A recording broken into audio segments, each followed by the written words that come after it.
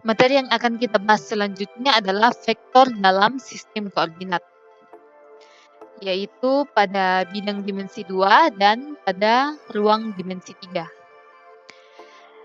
Yang pertama kita bahas adalah pada koordinat pada bidang dimensi 2. Pada koordinat bidang dimensi 2, kita hanya membutuhkan dua buah sumbu, yaitu sumbu X dan sumbu Y. Nah, misalkan di sini bahwa kita mempunyai sebuah vektor U. Misalkan kita mempunyai sebuah vektor U yang kita tempatkan sedemikian rupa sehingga vektor U ini berhimpitan dengan titik asal. Ya, yang mana namanya titik asal? Titik asal itu adalah sebuah koordinat 0,0. Sebuah titik yang koordinatnya 0,0. Oke, kembali bahwa vektor U ini titik awal dari vektor U ini berhimpitan dengan titik asal yaitu 0,0. Oke, sehingga nanti titik akhirnya dia terletak di sini nanti titik akhirnya. Nah, kita misalkan bahwa titik akhir dari vektor U ini berada pada koordinat sepanjang U1. Kita misalkan garis X ini ke sana, dari titik asal sampai ke sini itu adalah U1, dan dari titik asal sampai di sumbu Y di sini adalah U2, sehingga koordinat ujung vektor U ini berada pada koordinat U1 dan U2. Jadi di sini adalah U1. U1 itu sama dengan X-nya. U1 sama dengan sumbu pada X dan U2 sama dengan sumbu pada Y. Sehingga terbentuklah koordinat U ini ujung dari vektor U ini berada pada koordinat U1 dan U2. Oke. Nah, U1 dan U2 inilah yang disebut sebagai komponen vektor. Komponen vektor U. Sekali lagi bahwa U1 dan U2 ini merupakan komponen dari vektor U. Komponen dari vektor U yaitu U1 dan U2. Oke, kita lanjut ke dimensi 3. Dimensi 3 sama saja kita juga mempelajari titik asal sebuah vektor V yang kita tempatkan sedemikian rupa sehingga titik awal dari vektor V ini berhimpitan dengan titik asal yaitu koordinat 0,0,0. Dan dalam dimensi 3 di sini kita menggunakan 3 buah sumbu yaitu sumbu X, sumbu Y, dan sumbu Z. Untuk lebih memahami letak vektor dalam ruang dimensi 3, kalian bisa lihat pada video yang saya sudah lampirkan di keterangan bagian bawah video ini. Jadi di video itu di situ membahas bagaimana bentuk vektor dalam ruang dimensi 3. Nanti saya tunjukkan, jadi kalian tinggal klik link yang saya lampirkan di bawah.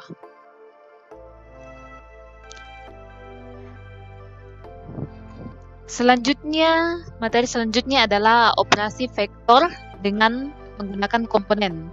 Kan kita tadi sudah mempelajari bahwa komponen pada dimensi 2 pada bidang itu hanya terdiri dari 2 buah komponen.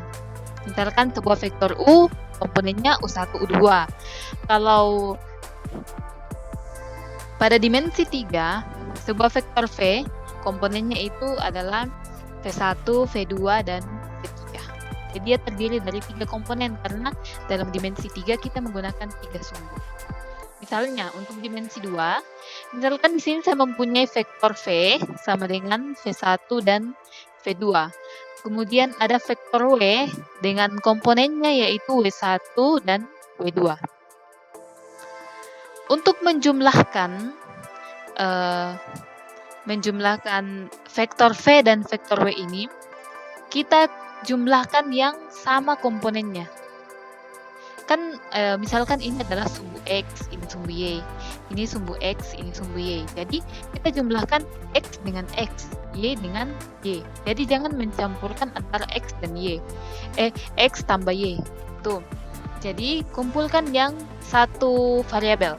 V1 dengan W1. Jadi V1 tambah W1, V2 tambah W2. Jadi dikumpulkan. Kemudian untuk perkalian skalarnya, misalkan ada sebuah K skalar, K yang adalah bilangan real tak nol. Kan itu sudah dipelajari kemarin, K ini adalah bilangan real tak nol, dikalikan dengan sebuah vektor V, maka komponennya itu, hasil dari komponennya itu menjadi KV1, KV2. Itu untuk perkalian skalar. Selanjutnya untuk dimensi 3, misalkan di sini saya mempunyai sebuah vektor V, V1, V2, dan V3. Kemudian vektor W yang komponennya terdiri dari W1, W2, dan W3. Untuk menjumlahkan antara vektor V dan vektor W pada dimensi 3 sama dengan menjumlahkan pada dimensi 2, yaitu kita kumpulkan yang variabelnya sama, yaitu V1 ditambah dengan W1, V2 ditambah W2, dan V3 ditambah W3. Jadi ini kan adalah komponen X, ini komponen Y, dan ini komponen Z. Ini sumbu X, ini berada pada sumbu X, sumbu Y, dan sumbu Z. Jadi semua yang nilainya X kita kumpulkan, yang nilainya Y dijumlahkan, dan yang nilainya Z kita jumlahkan. Seperti ini. Nah, untuk perkalian skalarnya sama dengan dimensi 2. Hasil perkalian skalarnya itu KV1, KV2 dikali KV3. Oke, kita masuk dalam contoh. Nah, di sini adalah contoh dari dimensi 2. Misalkan ada sebuah vektor V1, komponennya itu 1 dan min 3. Kemudian vektor W yang komponennya adalah 4 dan 2. Maka V tambah W itu 1 ditambah 4, 5. Min 3 ditambah 2 sama dengan min 1. Kemudian untuk perkalian skalarnya misalkan 2V. Misalkan saya ambil 2V. Berarti 2 kali 1, 2. 2 kali min 3, min 6. Misalnya lagi min W. Jadi ini min W itu kan sama dengan min 1 kali W. Min W itu min 1 kali 4, min 4, min 1 kali 2, min 2. Selanjutnya contoh untuk dimensi 3.